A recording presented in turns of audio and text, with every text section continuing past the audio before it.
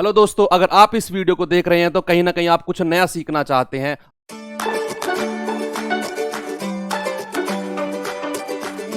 अगर आपको भी भिन्न जैसे सवालों में करने में दिक्कत आती है और आप ऐसे सवालों में महारत हासिल करना चाहते हैं तो मेरे भाई बिल्कुल सही जगह पर आप आए हैं। स्वागत है आप सभी का रोजगार विद अंकित यूट्यूब चैनल पर।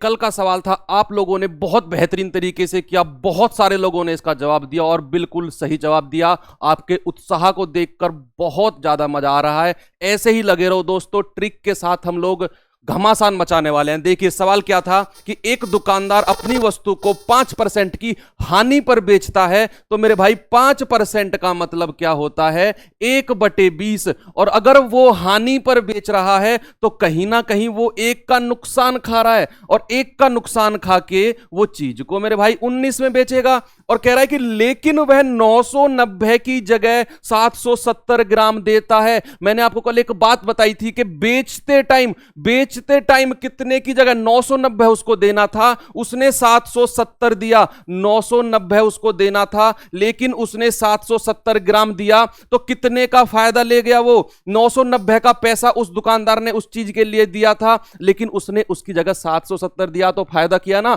चीटर निकला ना, बेईमान दुकानदार लिखना ला वो। तो 0, 9 में से 7 गए 2, 9 में से 7 गए 2। इसका मतलब क्या हुआ कि उसने 220 ग्राम का फायदा कर गया। वो अब भी नुकसान बताने के बाद भी 220 ग्राम का फायदा कर गया। और कितने पर किया? जितना उसकी जेब से गया, जितना उसकी जेब से गया उतने पर उसने फायदा किया। तो 220 ग्राम का फायदा उसकी जेब से 770 गया, तो कितना आया? 11 दूनी 22 और 11 सत्ते 77। 11 दूनी 22, 11 सत्ते 77। इसका मतलब 7 यहां पर लिखो, और फायदा 2 का किया तो 7 में 2 का फायदा करके 9 कर दो। यहां पे लाइन खींच दो, जो अनुपात आएगा आपके लाभ का आएगा। 2 सत्ते 14, 19 निम्मा कितना होता है? 171। तो कितने का अंतर आया यहां पे आया भैया 31 का अंतर, बटे 140 गुणा 100 कर दो। आपका उत्तर आ चुका है 31 धाम कितना होता है? 40, 3, 70, 171 कितना होता है भैया? 2 सत्ते 14, 2 पंजे 10, 31 पंजे 155 बटे 7 कह दो, या 22 सही 1/7% का लाभ कह दो। आपका उत्तर आ गया ऑप्शन नंबर ए। ये कल का सवाल था, ऐसे ही सवाल आपको रोज मिलने वाले हैं। चलिए आज के कॉन्सेप्ट पे, जैसा कि आप लोग थंबनेल में देख चुके हो मेरे भाई, ऐसे सवाल थोड़ा सा जूम आउट कर देता हूं। ठीक है, थोड़ा सा ये मैंने जूम आउट किया, अब आपको दिख रहा होगा। ऐसे सवाल जो भिन्नों को होता है ना, कि भिन्नों को मैं डिसेंडिंग अवरोही क्रम में लगाओ, आरोही क्रम में लगाओ, दिमाग चकरा जाता है। हम लोग भाग देने लगते हैं कि यार इसमें भाग दो, पॉइंट में लाओ, बहुत दिक्कत हो जाती है हमको। हम लोग ये डिसाइड ही नहीं कर पाते हैं कि कौन सा बड़ा है कौन सा छोटा है। तो आपको आज के बाद कोई प्रॉब्लम नहीं होने वाली है। देखिए ऐसे सवाल जब भी आएंगे वो 2 तरीके से आ पाएंगे, कि या तो अंतर बराबर हो। अंतर क्या? जैसे मैंने यहां पर लिखा 11/13, 13/15, 15, 17, 17, 19। या तो इन दोनों का अंतर बराबर होगा या फिर अंतर अलग होगा। इन 2 के अलावा कोई केस बन ही नहीं सकता है। बता दो कोई केस बनेगा? तो नहीं बनेगा। या तो इनका अंतर बराबर होगा या इनका अंतर अलग होगा। ये केस में आप देखिए कि 11/13, 13/15, 15/17 और 17/19। अंतर कितने का है? 2। अरे भाई ये तो सब में अंतर 2-2 का आ रहा है ना। तो जब भी अंतर समान हो, एक लिख लो, कॉपी में नहीं लिखना तो दिमाग में लिख लो, कि जब भी भाई अंतर समान हो तो जिसका अंश बड़ा वो भिन्न बड़ा, जिसका अंश बड़ा वो भिन्न बड़ा, जिसका न्यूमरेटर बड़ा वो फ्रैक्शन बड़ा। मैंने क्या कहा कि जब भी सबका अंतर बराबर हो, जिसका अंश बड़ा वो भिन्न बड़ा। तो यहां पे सबका अंतर 2-2 है, तो अंश किसका बड़ा है भाई? ये तो 11 है, 13 है, 15 है, 17 है। अरे ये तो 17 सबसे बड़ा हो गया। जब 17 सबसे बड़ा हो गया तो भैया ये भिन्न भी सबसे बड़ा हो जाएगा। तो 17/19 सबसे बड़ा भिन्न हो जाएगा। मुझे डिसेंडिंग अवरोही क्रम में लगाना है।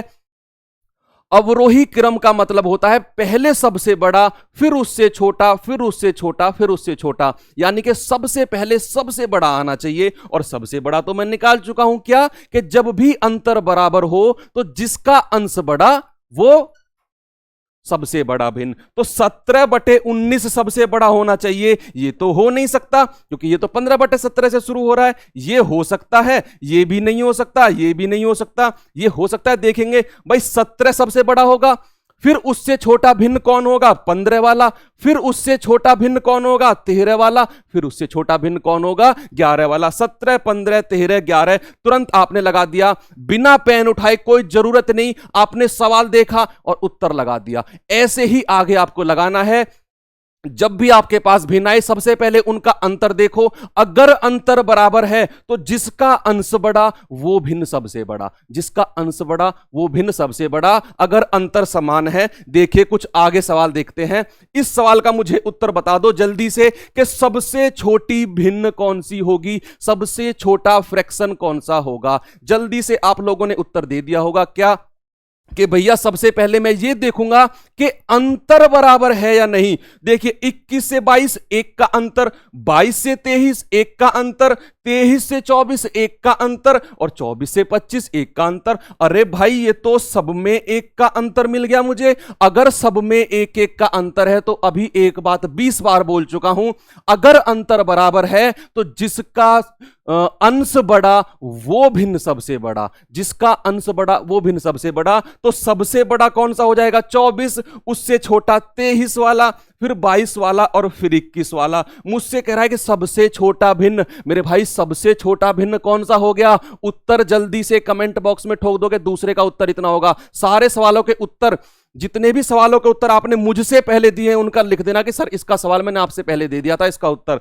तो सबसे छोटा कौन सा, 21/22। चलिए भाई अगले सवाल पे चलते हैं। अगले सवाल को देखिए, ये सवाल देखिए भाई, ये सवाल क्या होगा कि निम्न में से कौन सा भिन्न सबसे छोटा होगा। फिर उसके मेरा पहला केस क्या बनता है, मैं देखूंगा कि अंतर कितना है। भाई अंतर कितना है, 6 और 7 में 1 का अंतर है, 7 और 9 में 2 का अंतर है, 4 और रे भाई ये तो अलग हो गई बात।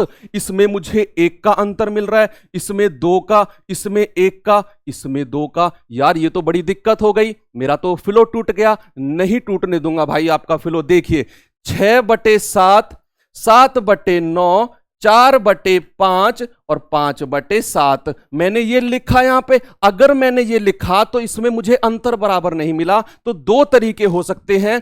पहला तरीका देखो, पहला तरीका क्या है कि इनका अंतर कितना है, 1, इनका अंतर कितना है, 2, इनका अंतर कितना है, 1 और इनका अंतर कितना है, 2। ये गोल्डन लाइन है जो बोलने वाला हूं कि जिसका अंतर कम होता है, जिसका अंतर कम होता है वो भिन्न बड़ा होता है, जिसका अंतर कम होता है वो भिन्न बड़ा होता है। और कुछ अपवाद केस हैं, एक्सेप्शन केस हैं, उनको मैं काउंट नहीं कर रहा हूं। अगला रूल बताऊंगा उसमें एक्सेप्शन भी आ जाएगा। इसमें क्या है, कुछ एक्सेप्शन है कि कुछ केस में ये रूल नहीं लगता है। अगला जो रूल बताऊंगा उनमें ये रूल लग जाएगा। क्या कह रहा है कि मैंने क्या कहा कि जिनका अंतर छोटा वो भिन्न बड़ा, जिनका अंतर छोटा वो भिन्न बड़ा, और जिनका अंतर छोटा वो भिन्न बड़ा है तो मुझे सबसे छोटा बताना है। तो जिनका अंतर छोटा है वो भिन्न बड़ा है, तो ये तो मेरे उत्तर नहीं हो सकते क्योंकि ये भिन्न 2 तो सबसे बड़े हो गए ना भाई। अंतर कम है तो ये भिन्न तो सबसे बड़े हो गए। अब बात आती है 7/9 और 5/7 में। भाई मैं क्या करूं कि भिन्न सबसे छोटा मुझे मिले। अब आपको वो काम करना है, दूसरा रूल जो आप शुरू से भी लगा सकते थे। आपको इसके हर से इसके अंश को गुणा करना है, इसके हर से इसके अंश को गुणा करना है। कितना आया, 49। इसके हर से इसके अंश को गुणा करो, कितना आया, 45। अब मुझे बताओ कि 45 बड़ा है या 49। भाई 45 छोटा है ना 49 से, और मुझे सबसे छोटा भिन्न चाहिए, तो मेरा सबसे छोटा भिन्न भी यही हो जाएगा, 5/7। इतनी आसानी से आपने निकाल लिया। पहला रूल मैंने क्या बताया कि जिनका अंतर कम वो भिन्न सबसे बड़ा।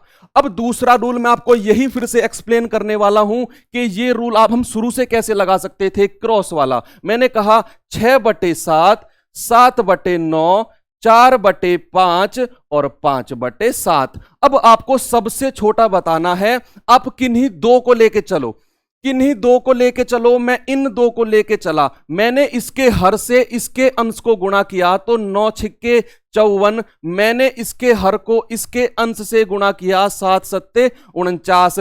मुझे छोटा चाहिए, क्वेश्चन में मुझे छोटा चाहिए, तो बड़े वाले को मैं नहीं लूंगा, इस छोटे वाले को ले लूंगा। फिर इन दो को कंपेयर करो तो 7 पंजे 35 और 9 चौके 36। कौन से वाला बड़ा है, 35 बड़ा है या 36? 36 बड़ा है, तो मैं हटा दूंगा क्योंकि मुझे छोटा लेना है। बचा क्या क्या, 7/9 और 5/7। इसकी इसमें गुणा करो, कितना आ गया 49। इसकी इसमें गुणा करो, कितना आ गया 45। छोटा 45 है 49 से, और मुझे सबसे छोटा भिन्न चाहिए।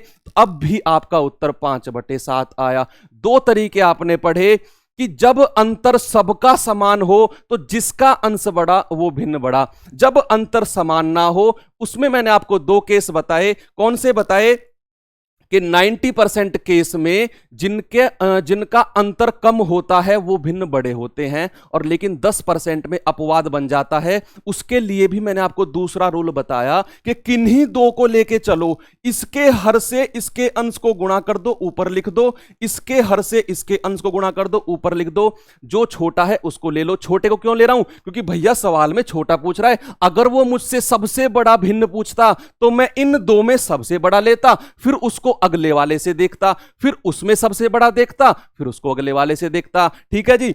अब ये सवाल देखिए, ये सवाल मैं आपको दे रहा हूं आपका होमवर्क नहीं, ये सवाल और देख लीजिए। चलो इस सवाल को कैसे करेंगे, ये सवाल कैसे करेंगे कि निम्नलिखित में से कौन सा सही है, निम्नलिखित में से कौन सा सही है। 4/5, 5/6, 6/7 और 7/8। भैया पहला केस मैं देखूंगा कि अंतर एक, अंतर एक, अंतर एक, अंतर एक, सबका अंतर एक। इसका मतलब क्या हुआ कि जो भिन्न, जिस भिन्न का अंश बड़ा वो भिन्न सबसे बड़ा। और इस वाले साइन का मतलब क्या होता है कि ये संख्या इससे बड़ी है। ऑप्शन कहना चाह रहा है कि इस साइन का मतलब ये संख्या इससे बड़ी है, लेकिन भाई मुझे पता है सबसे बड़ा तो 7/8 होगा। क्यों? क्योंकि सबका अंतर एक है और अंश उसका बड़ा है, तो वो भिन्न सबसे बड़ा है। लेकिन भैया ऑप्शन ने तो वो सबसे छोटा बना रखा है, तो ये ऑप्शन तो नहीं होगा, ये ऑप्शन तो नहीं होगा ना। अगर इसमें सबसे अच्छे लेवल का सवाल बना तो ये सवाल बनेगा, देख लेना।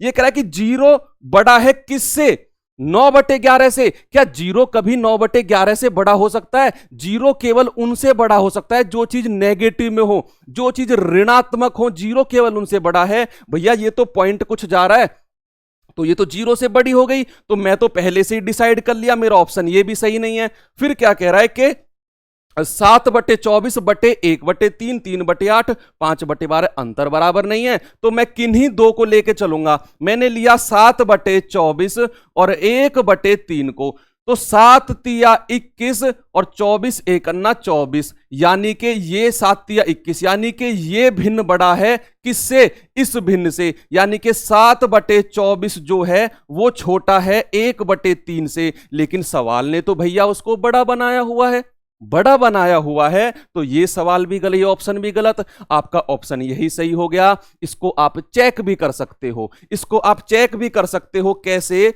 कि मैंने यहां पर लिखा कि 0.5 को मैं क्या 1/2 लिख सकता हूं। क्या कह रहा है कि लेस देन, फिर है 2/3, लेस देन 3/4, और ये जो 16/25 है, जो 16/25 है, इसको क्या मैं 4/5 की पावर 2 लिख सकता हूं। भाई 4 का स्क्वायर 16 और 5 का स्क्वायर 25, और इन सब की पावर कितनी है 1/2। 2 से 2 कट गया, कितना बचा 4/5, यानी कि 16/25 की पावर 1/2 को मैंने क्या लिखा, मैंने लिखा 4/5, और उसको यहां पे लिख दो। अब मैं ये चेक करूंगा कि ये जो ऑप्शन में लिखा हुआ था क्या ये चीज सही है या नहीं। उसके लिए मुझे अंतर देखना पड़ेगा। 1 1 1 और 1, सबका अंतर समान, तो भाई जिसका अंश बड़ा वो भिन्न सबसे बड़ा, तो सबसे बड़ा तो ये हो जाएगा। ठीक है, सवाल में दिया हुआ है। फिर उससे छोटा ये, उसमें भी दिया हुआ है। फिर उससे छोटा ये विद्यावर, सबसे छोटा ये, तो यानी कि ये ऑप्शन मेरा बिल्कुल सही हो जाएगा। इससे हाई लेवल आपके एग्जाम में आ ही नहीं सकता है, किसी भी एग्जाम में आप बैठना। ठीक है, चलिए ये सवाल मैंने आपके लिए दिया। इस सवाल का उत्तर, जितने भी भाइयों ये सवाल तक पहुंचे हो आप, इसका उत्तर मुझे कमेंट बॉक्स में देना। मुझे आपका उत्साह देखकर रियल में बहुत मजा आ रहा है कि जो आप लोग कमेंट में, मैं सबके कमेंट पढ़ता हूं, आपने देखा होगा सबके कमेंट पे मेरा लाइक मिलेगा, सबके मैं कमेंट पढ़ता हूं। इस सवाल का उत्तर सारे लोग देना, कितना उत्तर आया, बहुत बेहतरीन सवाल है। ठीक है, एक बात और बतानी है कि 11 तारीख को नवीन सर की मूल विधि की कंप्लीट आईपीसी की क्लास आने वाली है। जो लोग यूपीएसआई का अपना टारगेट लिए बैठे हैं, 2 स्टार अपने कंधे पर देखना चाहते हैं, 11 तारीख को लाइव आ जाना भाई, और सपोर्ट करो। हमारा 1 मिलियन का टारगेट बहुत जल्दी अचीव होने वाला है आप लोगों की मेहनत की वजह से। ठीक है भाई, मिलते हैं अब अगली ट्रिक में। ऐसी ही ट्रिक रोज लेकर आऊंगा मैं। नमस्ते।